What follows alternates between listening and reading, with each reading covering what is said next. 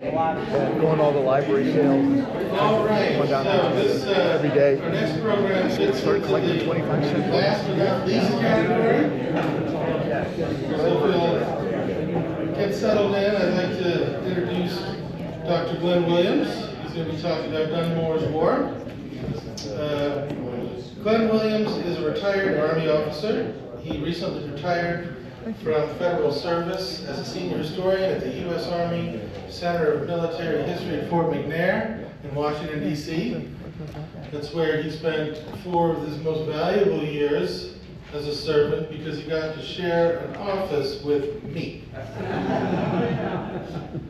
He is the author of Year of the Hangman, George Washington's Campaign Against the Iroquois, and Dunmore's War, the Last Conflict of America's Colonial Era. So let's welcome Glenn Williams.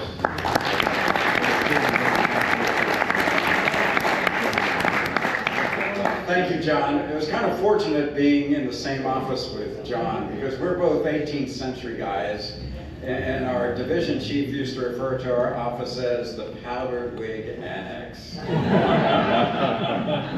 And if you're familiar with the old TV series or the movie, The Odd Couple, I was Oscar, he was Felix. And one time somebody came in, they were interviewing to do one of our pamphlets, I think for the War of 1812, and I said, yeah, I'm Oscar, he's Felix.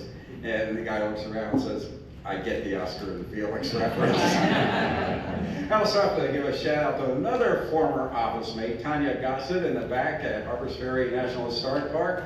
We both worked together at the American Battlefield Protection Program in the National Park Service. Wow. Which is where I got introduced to Lord Dunmore's War. You know, a war that only lasted 6 months, that nobody's heard about, but I wrote 400 pages on it. Tanya and my boss, Paul Hawks, sent me down to Point Pleasant, West Virginia. Anybody ever been to that garden spot? Okay, as part of the Revolutionary War Historic Preservation Study. If you've never read the report, go online on the National Park Service's site and read it. Tanya wrote it, okay? But I got there, and there are 2 kind of nothing burger battles that occurred during the Revolutionary War. And then I picked up this book by Virgil Lewis, and boy, this was a lot more interesting than the battles we came down there to study. So that was the germination of this talk and the book, as a matter of fact. Of course, you've all heard the different stories about how Dunmore's War came about. A lot of them are misperceptions. And if you get my first book about the war on the frontier, the Revolutionary War on the frontier between 1777 and 79, my publisher made me do a chapter about Dunmore's War, and I got it all wrong. Okay, I made all the mistakes I correct in this book, and I found out why. Is because, yeah, a lot of historians base what they say about Dunmore's War on primary sources, but they base it on Pennsylvania sources. Now remember, Pennsylvania and Virginia were arguing over who had ownership of the forks of the Ohio. And these other historians relied only on the Pennsylvania sources, and they weren't going to say anything good about the Virginians. So I tried to correct the record in the Dunmore book.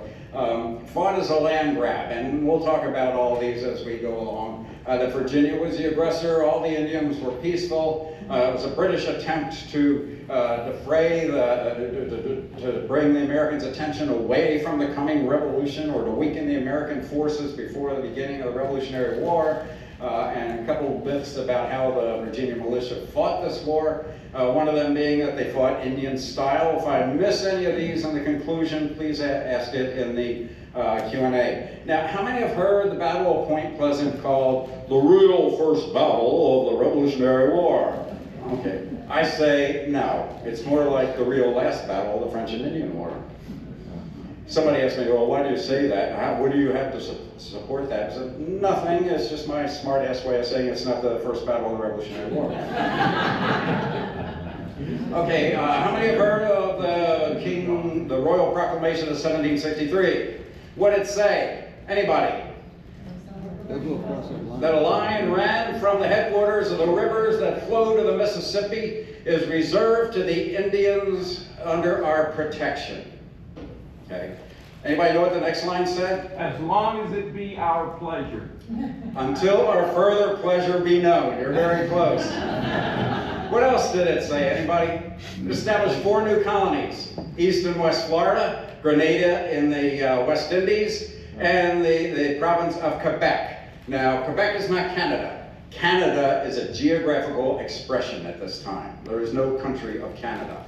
The province of Quebec included what are the present states of Ohio, Illinois, Indiana, Michigan, Wisconsin. Did I miss any?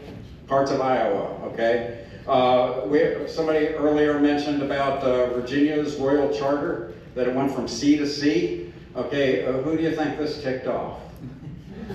Okay, Virginia. But we first have to see how that 1763 proclamation got modified. It was almost violated immediately. Even before it was violated, that they realized that there were thousands of settlers already settling beyond the proclamation line. So the lords of the Board of Trade talked to the two, or sent messages to the two superintendents of Indian Affairs in North America, Sir William Johnson in the north, Sir John Stuart in the south, to renegotiate with the 2 main Indian polities about adjusting that boundary. Because one of the other things that the proclamation said is no further cessions of Indian land will be given except by treaty officiated by an officer of the king. No more private land cessions or land acquisitions by colonists. So I have them up there, several of the treaties that followed. The first and most important, the one that affects how Lord Dunmore's war starts, is the first one, the Treaty of Fort Stanwix in 1768. Now we often hear about, clash of empires, but we rarely talk about the 6 nations of Iroquois, otherwise known as the Haudenosaunee, as an empire. But they were, and they had their colony, and their colony was down the Ohio River.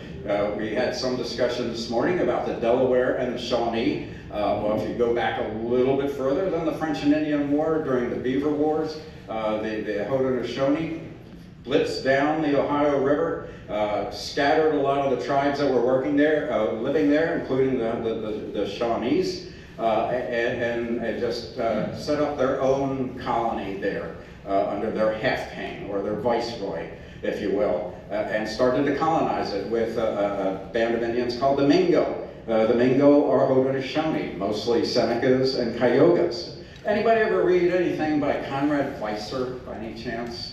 A Pennsylvania Indian commissioner before Sir William Johnson? Well, he gives a description of how the 6 nations of Iroquois work. And he says that the 6 nations destroyed the Delaware, or defeated the Delaware in battle, brought them into their confederacy. They ripped off their loincloths, put petticoats on them instead, and when they talk sternly to them, they call them women. When they talk nicely to them, they call them nephews, emphasizing a superior subordinate relationship. They dispersed the Shawnee in 4 different directions, the 4 different septs of the Shawnee, and eventually they're allowed to come back into the Ohio country just before the French and Indian War. Now, there was a caveat that they can only move there if they realize that the land they are living on is under the dominion of the 6 nations. And then Conrad Weiser writes after that, for which the Shawnees mortally hate them. Now, we're talking about, in addition to the redrawing of the proclamation line under these treaties that are up on the board, but there's also an organization to try to colonize the area that became West Virginia into a 14th inland colony, originally to be called Indiana, later to be called Vandalia. It gets all the way to the Privy Council level, and then it has to stop, mainly because the Revolutionary War breaks out. But I want to point out one guy here. This is John Connolly, originally from Pennsylvania, serves in the French and Indian War, not only in North America, but also in the West Indies. And he comes back and he throws his lot with Virginia. And remember I said the ports of Ohio are being torn between, argued over between Virginia and Pennsylvania. Well, Lord Dunmore sends John Connolly to Pittsburgh to establish Virginia dominance over the area. He's given a commission as a captain in the Virginia militia, and as a Justice of the Peace of Augusta County, Virginia. When I give this talk at Fort Pitt, I usually welcome everybody to welcome to Fort Dunmore, the county seat of the Western District of Augusta County, Virginia, which they don't particularly care for.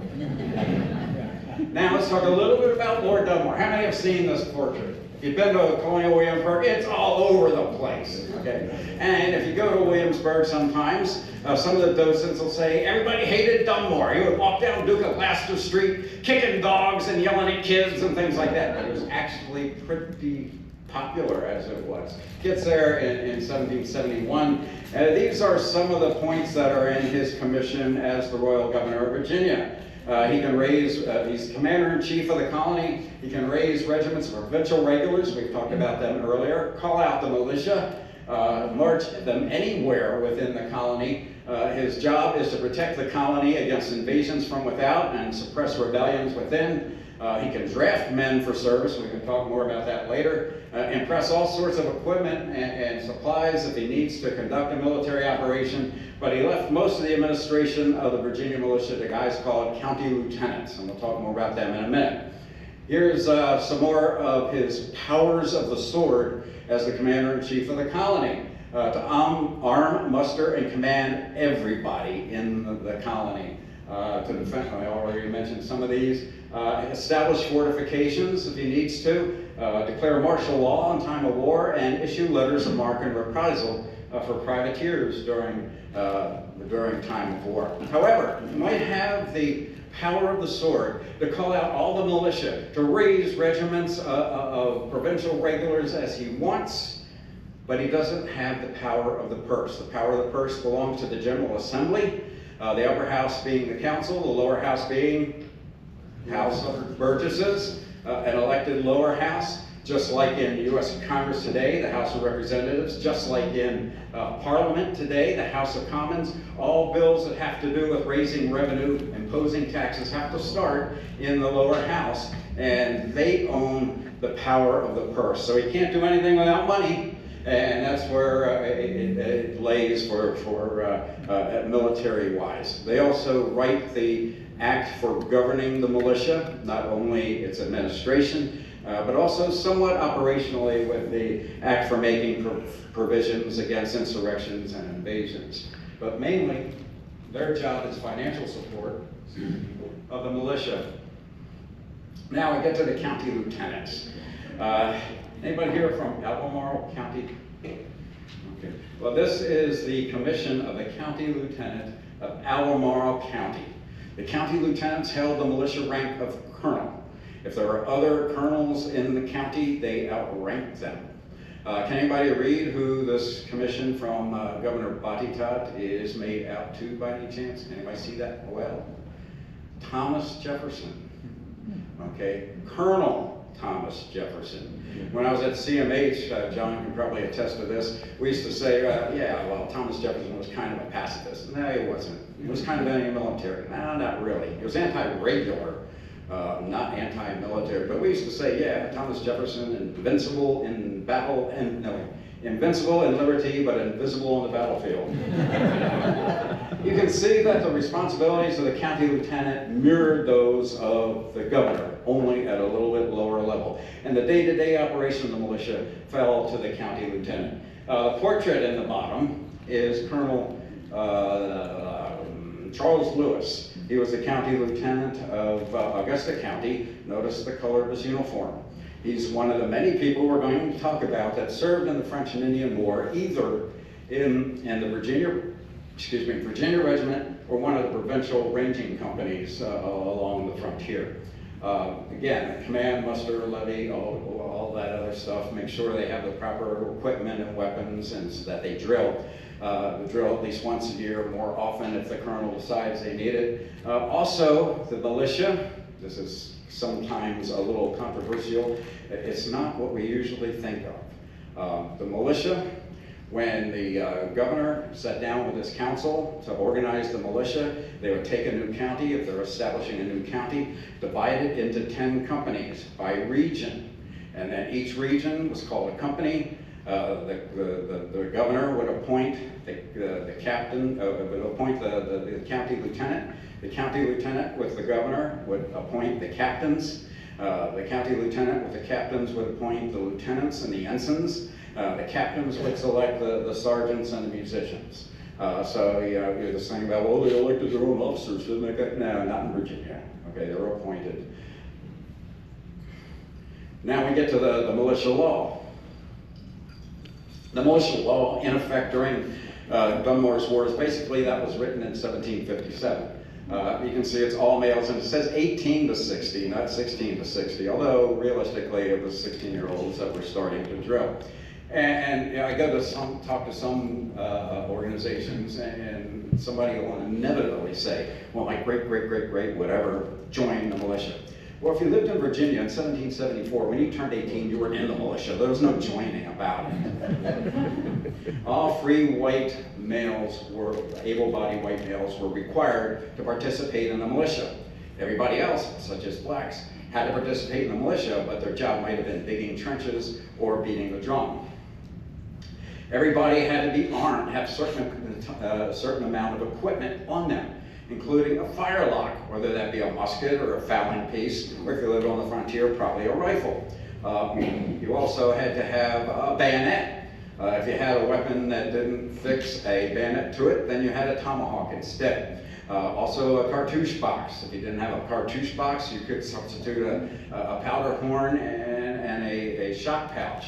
But you had to have those. Each captain had to muster or train his company at least 4 times a year, usually once a quarter. Then the entire militia of the county would meet for what was called a general muster at least once a year, more in times of war. The company musters were called private musters because they were run by their captains. Militiamen only got paid when they were in actual service, or what we would call active duty today. Unless they were called out for longer than a week, then they didn't get anything, okay? And now the militia, people say, well, Glenn, the militia was kind of like the National Guard, right? No, not quite. It was, how many are old enough to remember selective service, being drafted? Okay, me too. The militia in these days was more like, not just the National Guard, but also selective service, because these were administrative units, not tactical units. They needed to form tactical units. Then they would draw men out of the militia, either by voluntary enlistment or by drafting, and then form the tactical units to go off and do a job. Let's see, I got all that already. The one thing I wanted to point out, the basic tactic for fighting Indians, especially for those frontier units, was to take the strategic offense with the tactical defense. That means you would march into Indian territory, threaten their town, hope they would attack you, where the difference in cohesive units and massive firepower would win the day instead of one-on-one fighting like the Indians were more used to. Also, a couple different kinds of units. You had Rangers. Rangers were usually organized by the counties. They were on active duty, paid for by county taxes.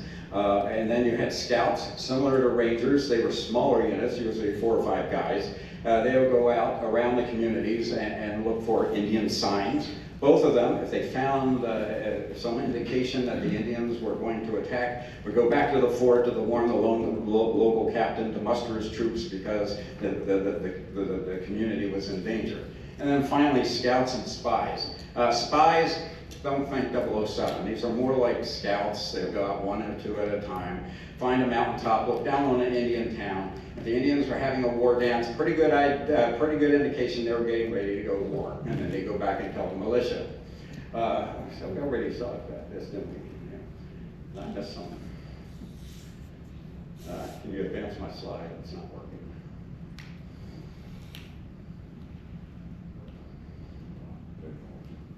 There. I'm not going to spend a lot of time going through the lead up to the war. You can see some of the incidents that started to occur through 1773, 74, leading up to the war. Just the main thing is the Shawnees are the most inimical to British interests on the Virginia backcountry.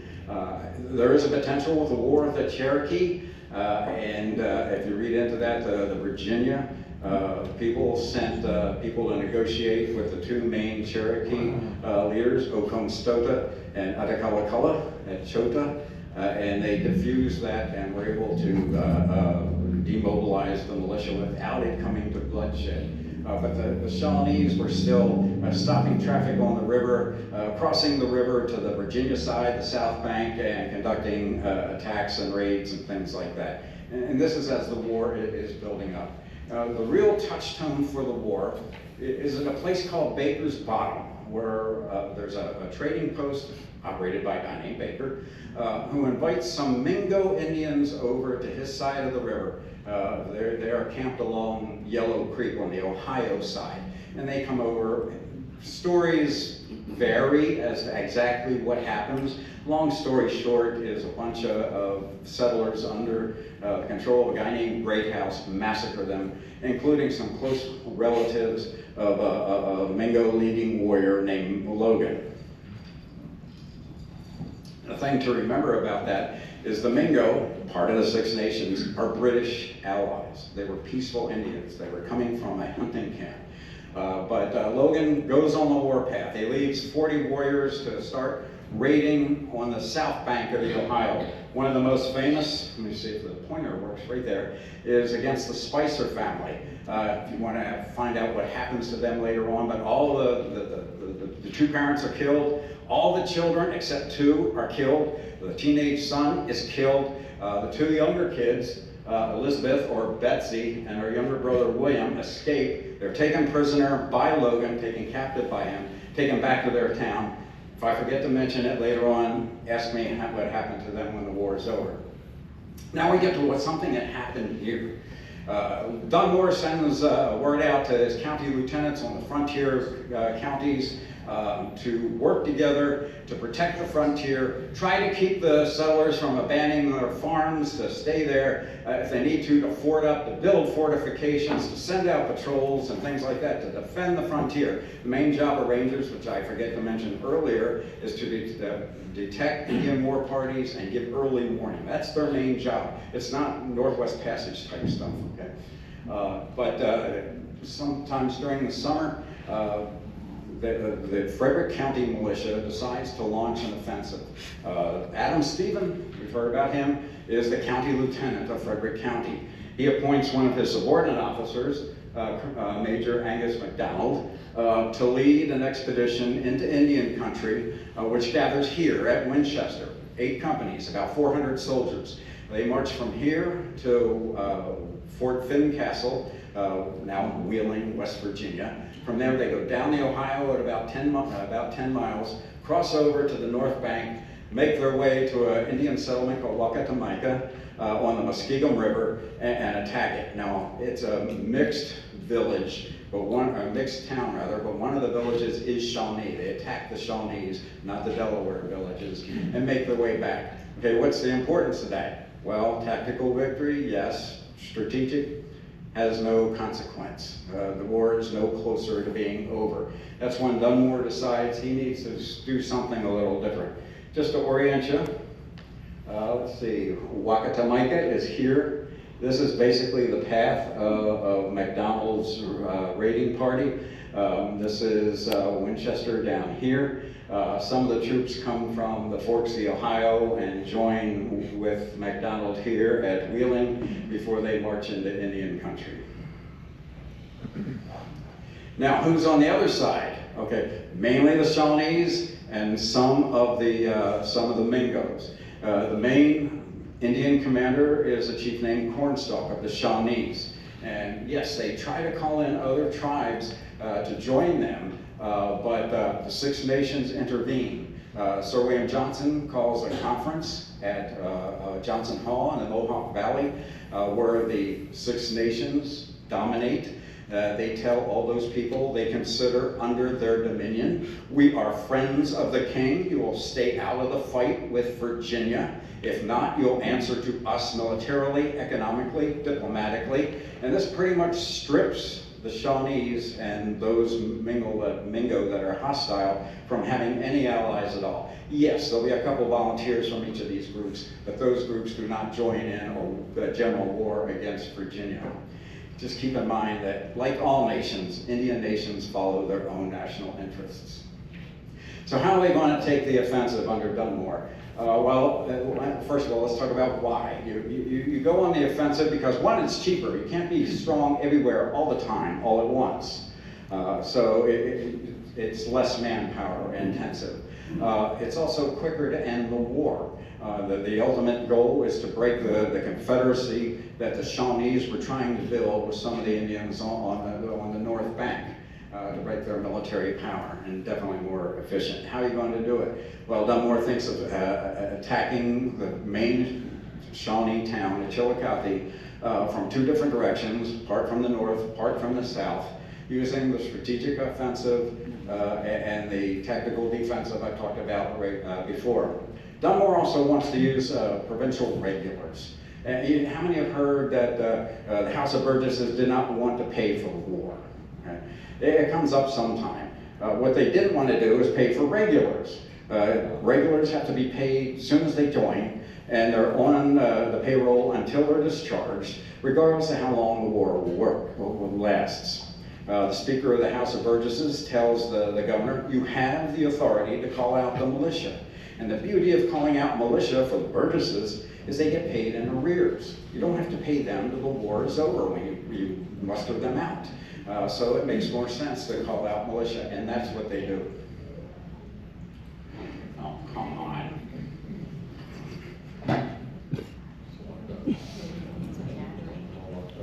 Sorry.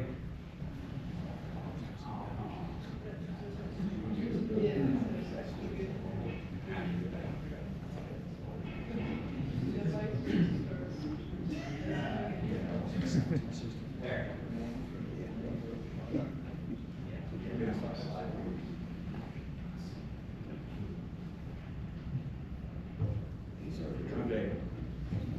So we're going to talk about two different divisions. Now, the basic concept changes a little bit, so I'll skip over the small stuff and go right to the main part. But basically, one wing of the Army is going to descend the Ohio from the north, from the forks of the Ohio. Some of them will muster here at Winchester, under the command of Colonel Adam Stephen.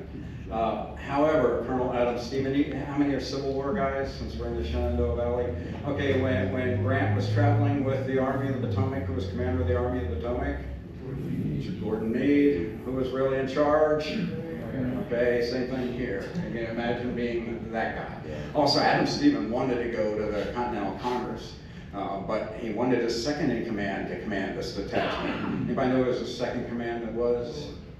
Frederick County guy? Horatio Gates. Okay. He had a tendency to back out of military operations that had him going against Indians. And 1,200 men from the counties you see there, Frederick, Dunmore, Berkeley, Hampshire, West Augusta, I call it West Augusta District, but it's the area around the forks of the Ohio. Some of these men would muster at Pittsburgh, where they were constructing boats. Others would muster here at Winchester. Most would march north to Pittsburgh, where they would get on the boats. Some, under William Crawford, would march east to Fort Fincastle with the pack horses and the cattle and descend the Ohio from there. The other arm of the Army, under Colonel Andrew Lewis, we've heard about him, you know, the reconnaissance in force under Grant at Duquesne, whereas Adam Stephen was the second in command of the Virginia Regiment and ultimately the commander of the Virginia Regiment. Andrew Lewis was the major of the Virginia Regiment at the end of the war. From 1,300 men from the counties you see there, Augusta, Bodycut, Fincastle, also a few scattered companies from Dunmore, Bedford, and Culpeper County. Interesting that the guys from Dunmore County, they were called lowlanders, and they were given some crappy jobs during the course of the campaign. Those troops, that 1,300-man detachment, would muster at a place called Camp Union, where the town of Lewisburg, West Virginia is now. And then they would march from there. And they would use the protected advance, like we've seen in the French and Indian War, Bouquet's and Forbes's advances, where they would build magazines every so often, where they would store supplies to be forwarded on to the troops as they advanced. Well, Somebody say something. While they were in these rendezvous, they would train. Because, you know, you only got rudimentary training at your militia musters. So they do more intensive training, what they call the school of the soldier at these places before they march. Those from Camp Union would march in 3 elements from Camp Union here. The first 2, about 6 days apart, mostly the Augusta County line and the Body-Tot County line would march to the mouth of the Elk River, about where Charleston, West Virginia is now.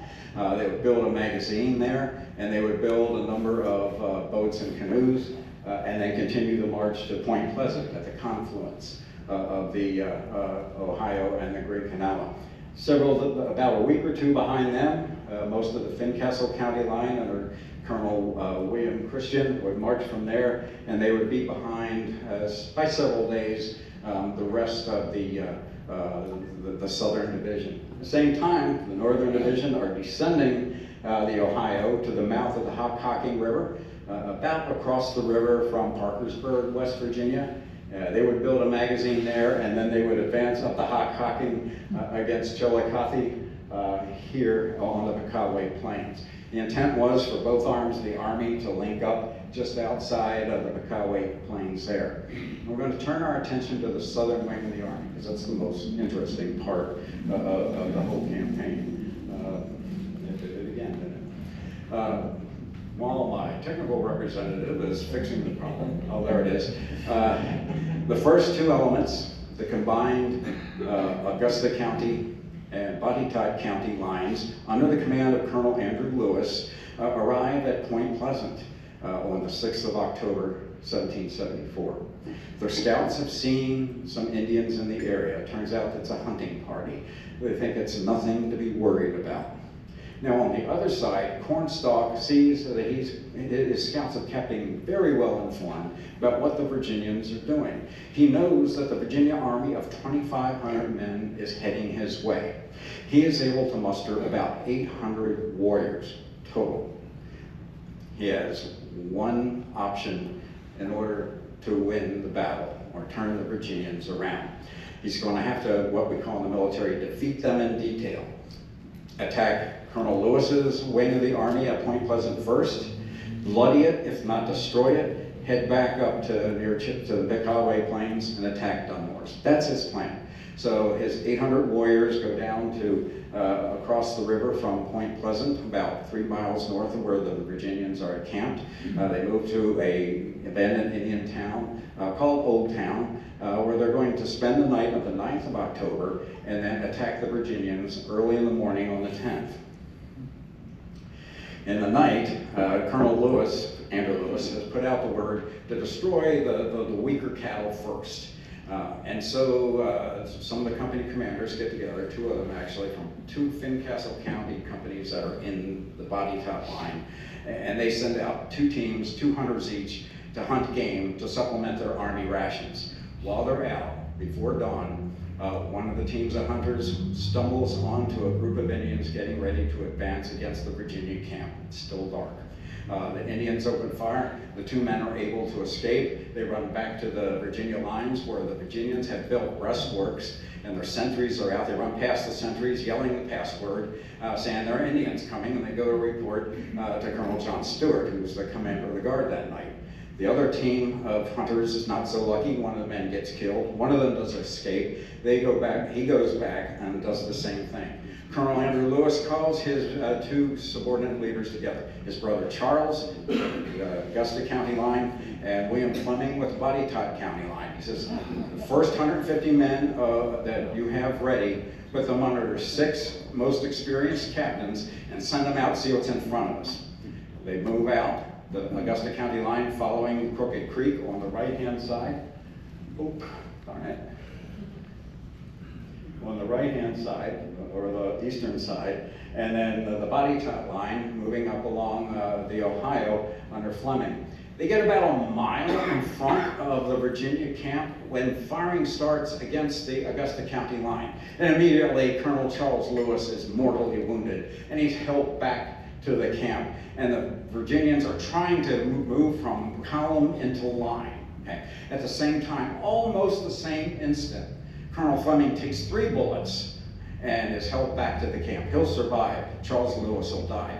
The command devolves down onto just the captains, and they're trying to make a solid line across the point to stop the Indians, and they have to give ground at first in order to do that. And the people back at the camp can see the fighting going on.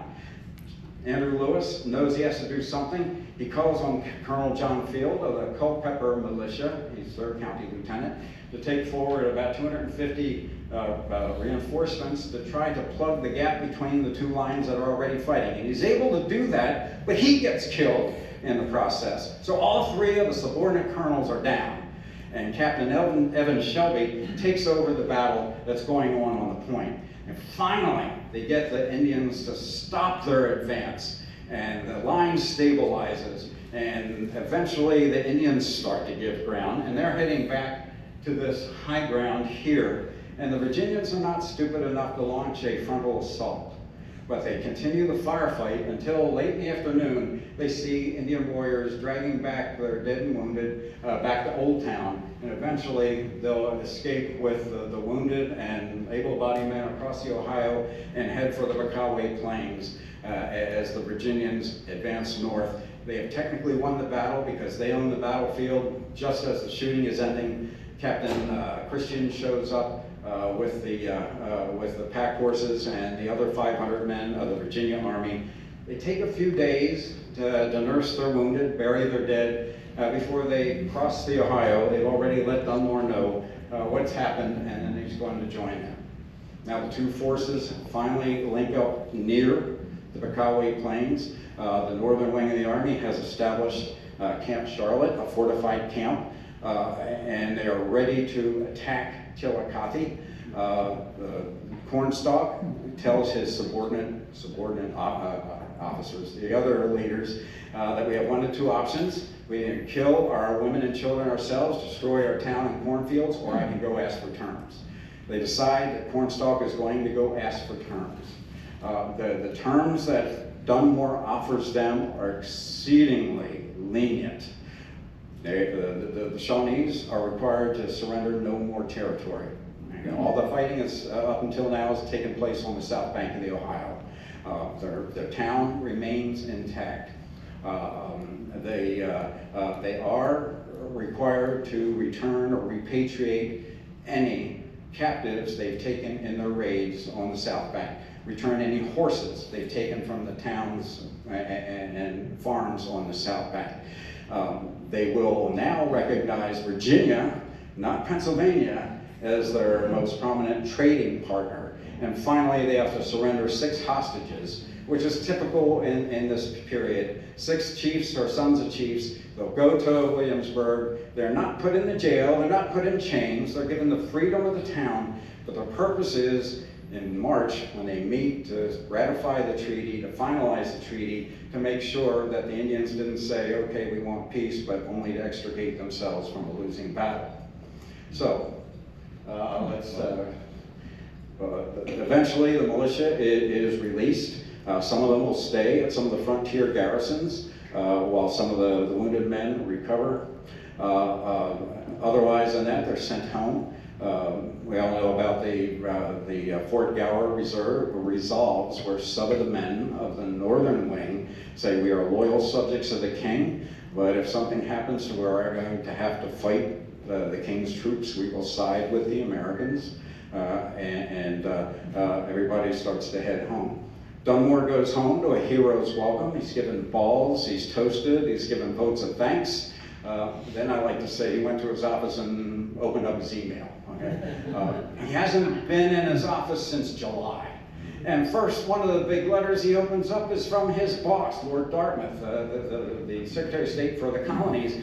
And where the heck have you been? Did you know about this General Congress up in Philadelphia? How many of your people went? What the heck have you been doing? So that kind of, that starts the slide against Dunmore's popularity. By April of 1775, he's now the villain and no longer the toast of the town. Motivated by racism, please ask me about that because I didn't have time to explain it, but I can. Land grab, I think we've discussed that about the different treaties. Indians all peaceful, no, the Shawnees were itching for a fight. Was Virginia the aggressors? All the battles took place except at the one raid on Wakatamika. All the battles took place on the South Bank. The British attempt to divert American attention from the coming revolution. They didn't know the revolution was coming. It was still a redress of grievances issue, not a war. Myths about the militia, I hope I addressed, especially the one about fighting Indian style. So, unless you have any questions, this ends my presentation. Thank you.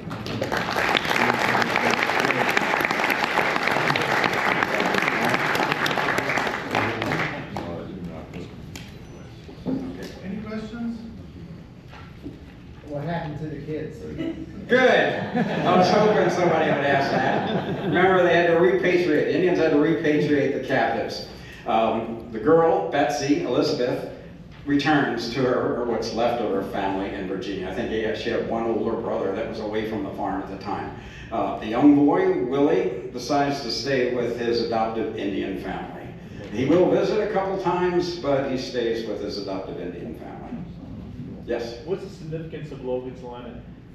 Oh, okay, I didn't have time to talk about that. Logan's Lament is when, at first, when Cornstalk goes to ask for terms, the Mingos that were following Logan didn't want to give up, so they start heading up into what's now Ohio. And they are cornered at the area called Salt Lake, which is near Columbus.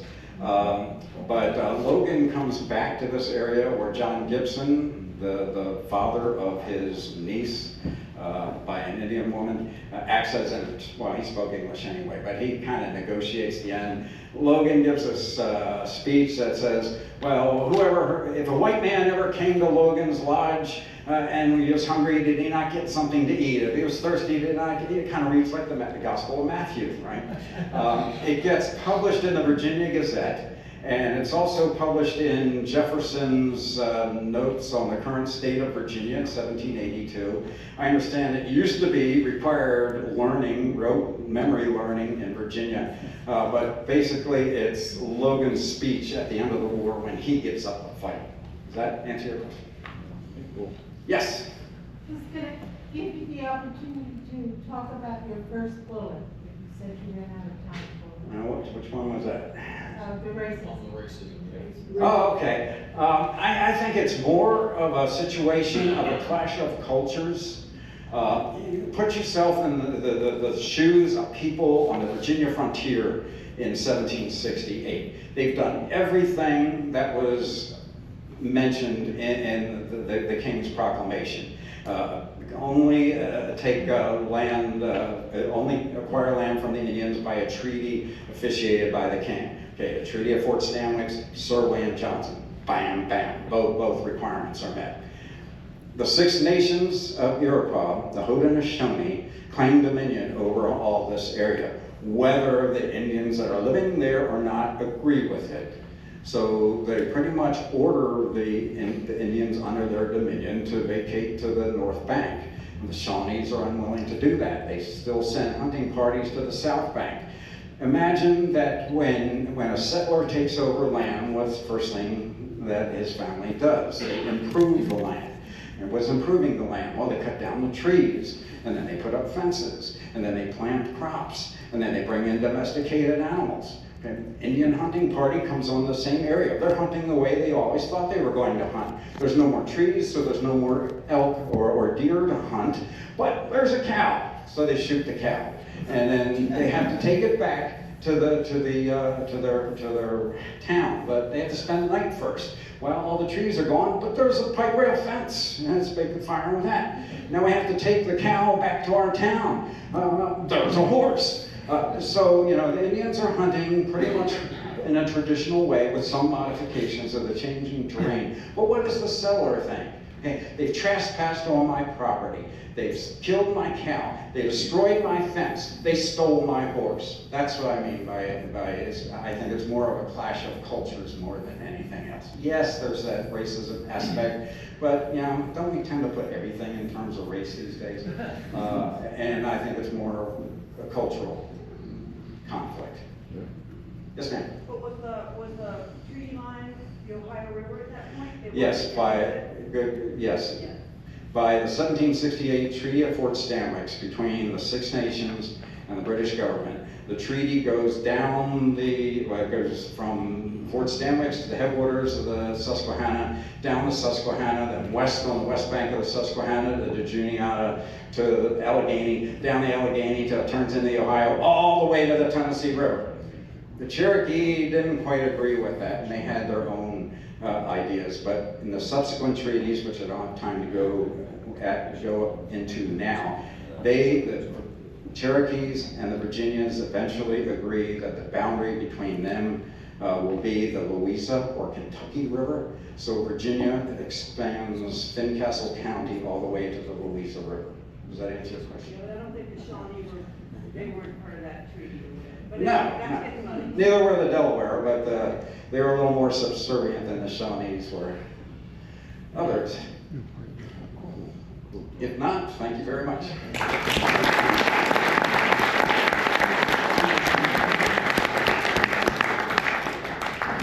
Okay, that should be obvious that Glenn benefited sitting next to me for 4 years. So thank you for proving my point. Okay, well, folks, that's the end of our program. I want to thank each and every one of you for coming out today, and for those of you who were here last night, and for the tours yesterday. We really appreciate it. I also want to thank all of our speakers, our presenters today for a great program. And I hope we'll see you at future programming down the road. Thank you. I guess Kevin must be